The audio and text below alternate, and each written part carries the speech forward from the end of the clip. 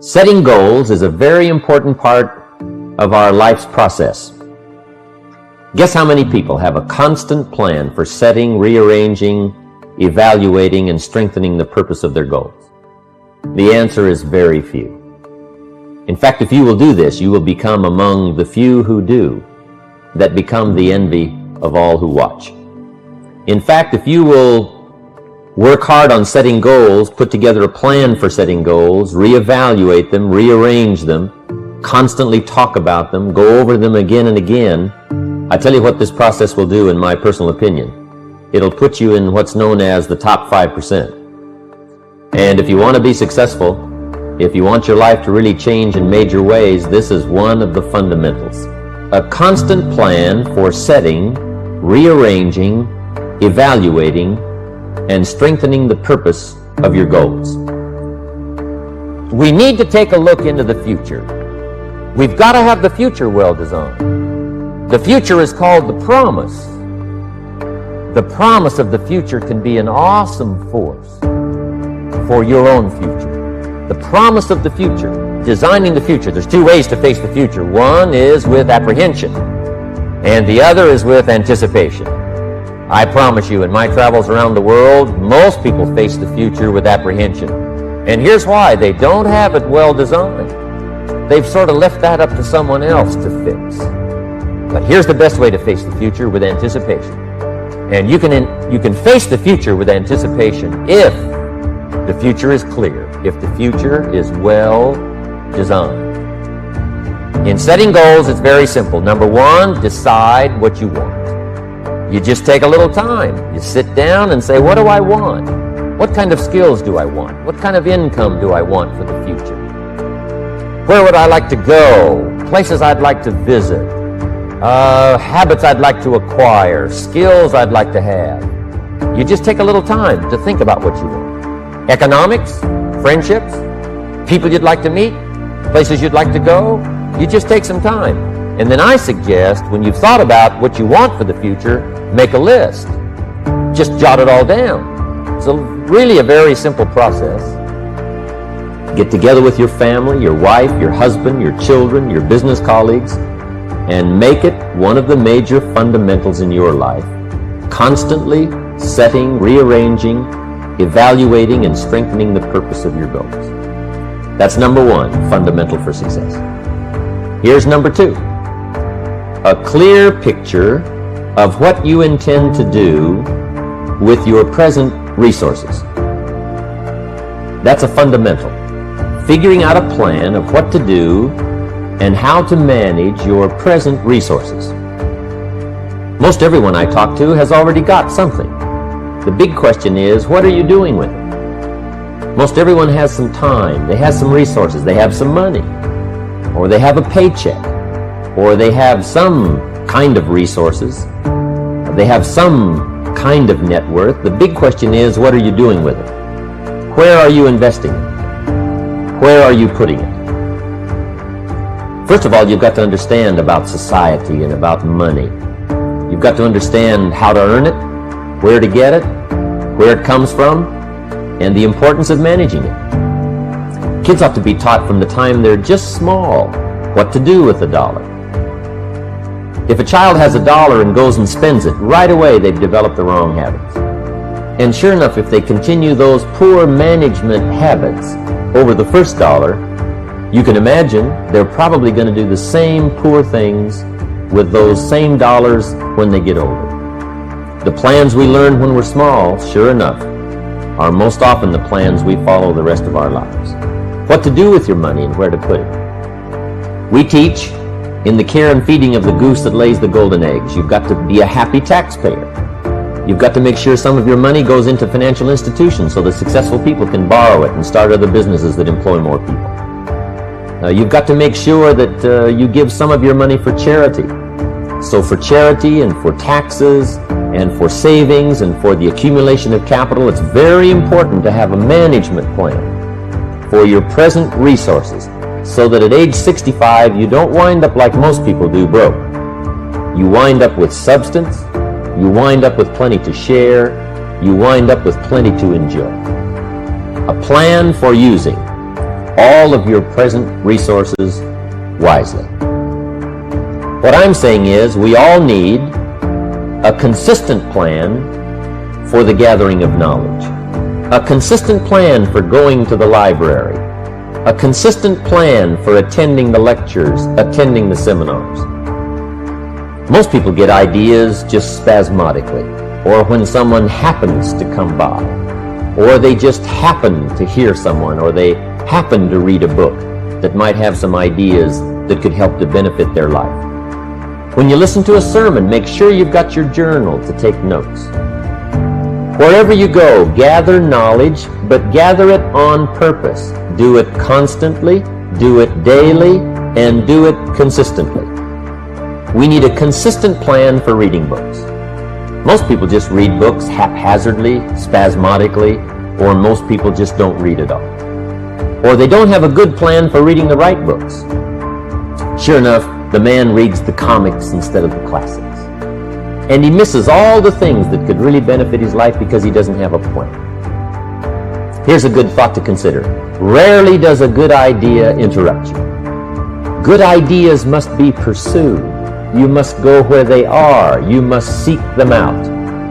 And there's an important Bible phrase that says, if you seek, if you search, you will find. Sure enough, a consistent plan for gathering knowledge, reading the books, attending the lectures, putting together ideas, and having a place to capture them like a journal where you can repeat them and go over them. That's a fundamental that if you'll follow it, will put you in the top 5%. Guess how many people have a consistent plan for the gathering of knowledge? Answer, very few. And what you want to be is one of the very few. You need a plan, a detailed plan for the use of your work time. We call it a game plan. Most people try to design tomorrow and next week and next month in their head. They try to just decide what they're going to do. And most people don't even think that far ahead. They think, I have to get up in the morning and go to work, and that's about the extent of it.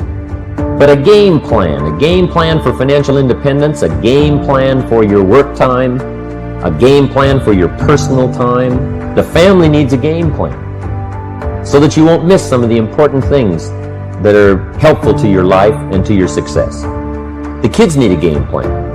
Mom needs a game plan. Dad needs a game plan. You need a business game plan. You need a game plan for your office. If you're in business, a game plan for your business. A detailed plan for the use of your work time. In the leadership seminar, we talk about how to put together this detailed plan for the day and for the week and for the month. How to stretch out a plan for 6 months and for a year. In doing business around the world, we found that you have to detail the plans in great detail. Otherwise, sure enough, you're going to miss something. And I can promise you that a detailed plan for the use of your work time will put you in the top 5%, because most people don't have one. Mr. Shelf shared with me when I first met him when I was 25 years old. He said, Jim, to do better, you've got to get around the right people. If you have a constant association of people who can better your life and better your lifestyle, you can't believe the progress that you can make. An association of people of common interest in progress, success, ideas, and philosophy. I have a good phrase for you. Never mistake the power of influence. The man says, well, I live here, but it doesn't really bother me. See, that's not true. He says, I'm around these people, but they really don't bother me. See, that's not true. Whoever you're around, whoever you're with, is exerting some kind of influence on your life.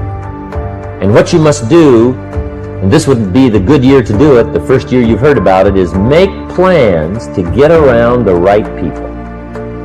People who talk positive ideas. People who talk philosophy, the refinement of philosophy. See, just the latest joke won't help. You've got to get around people who read, people who are successful, and people who are growing and changing. Otherwise, your influence is going to be in the opposite direction. And I know most of us, wherever you work, you have to be around some negative influences. But what you must do is counterbalance that by an association of the right people, getting around the right people who can help to change your life for the better. Associating with the right people on a constant, consistent basis. So work on that one. If you will work on an association of the right people who can help you to grow financially, personally, spiritually, socially, sure enough, it'll put you in the top 5%. Guess how many people have an association of people of common interest in progress, success, ideas, and philosophy? Answer, very few. But be one of the few. Mr. Shoaff taught me this one when I first met him at age 25. He called it lifestyle. Learning how to live.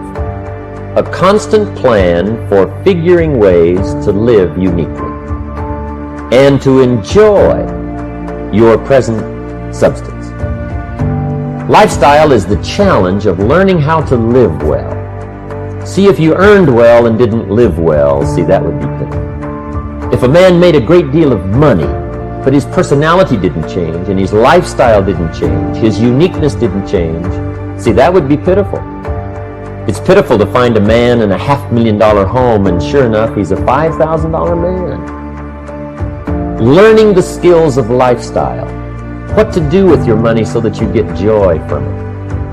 Shoaff taught me the simplest little things, like tip. He taught me what the word tip meant. I didn't know. I'm from a little farm community. What did I know about tip? He said tip, the word T-I-P, tip, comes from a little phrase called to ensure promptness. And the more I thought about that, then I understood what he meant. If a tip is to ensure promptness, when should you give it? Answer, up front. You don't wait to see whether or not you've gotten good service to decide to tip.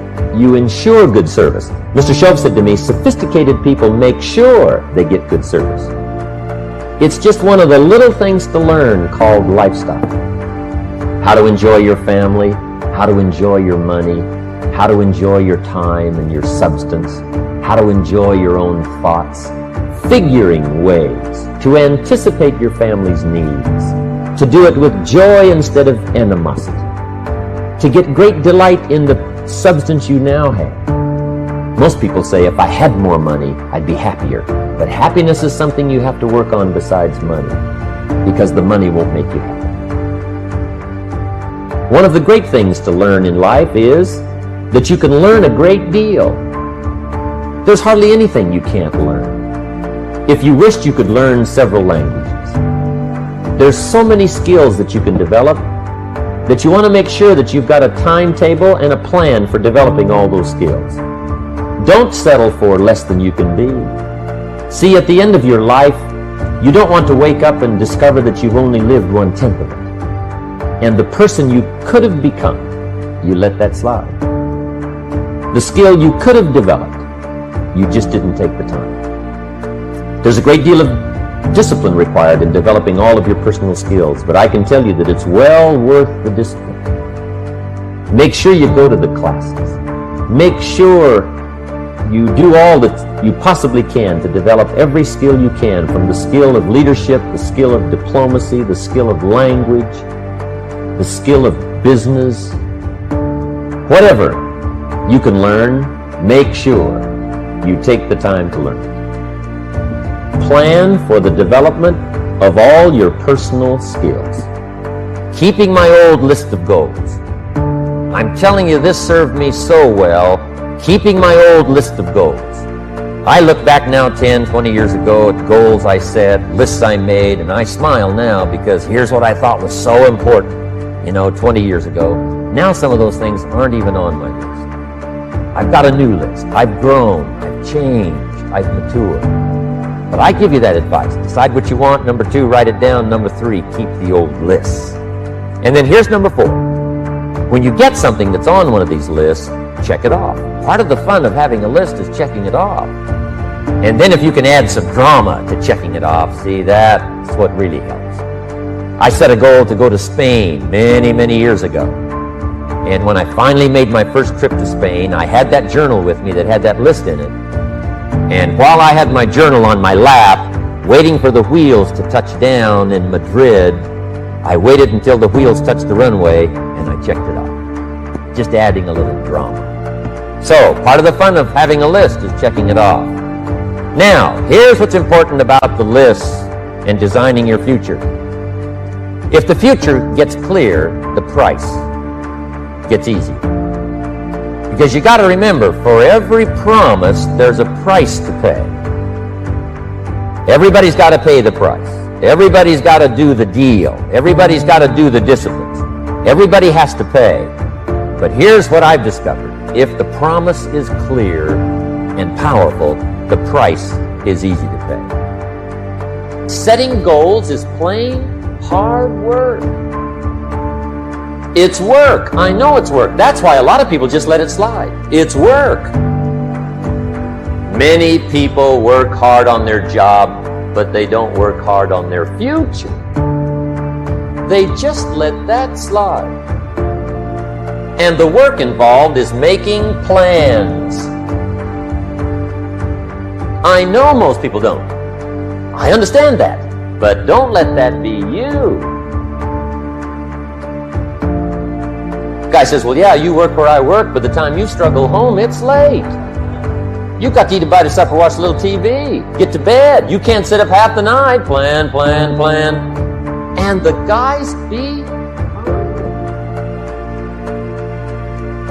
good worker, hard worker, sincere. But you got to be better than sincere, working hard. You got to be better than a good worker. You got to be a good planner. Somebody once wisely said, the people who fail to plan are planning to fail. Well said. Put your goals in your journal. Because one of the major people you want to study is yourself. Say, here's the list of goals I put together 3 weeks ago. Here's the list of goals I put together 2 years ago. Here's some of the changes I made, rearrangement of my priorities. I scratched these off, I put these on, I've gotten these. Study your accomplishments, study what your desires are.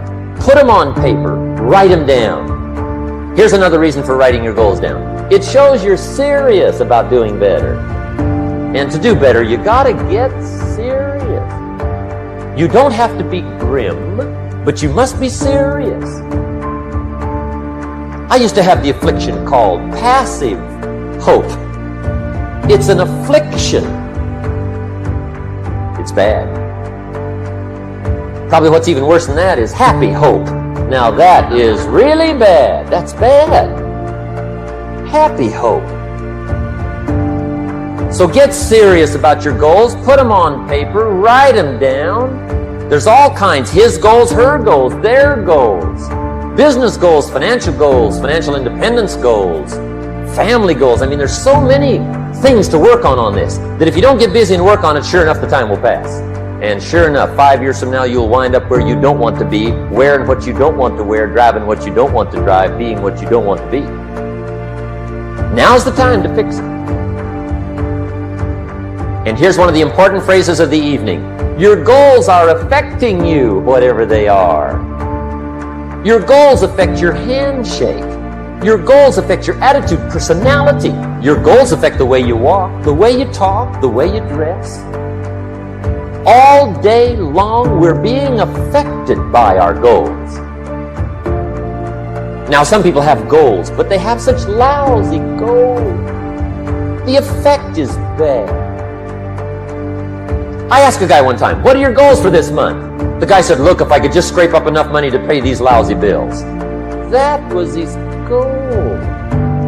I'm not saying it isn't the goal. It's a goal, but it's such a lousy goal, the effect is bad. You don't jump out of bed on Monday morning and say, oh boy, another chance to go out and scrape up the money to pay my lousy bills. So you don't do that. Usually you say, oh, not another Monday. And some people have so given up on life, they have joined the thank God it's Friday club.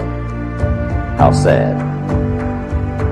Everybody hopes things will get better.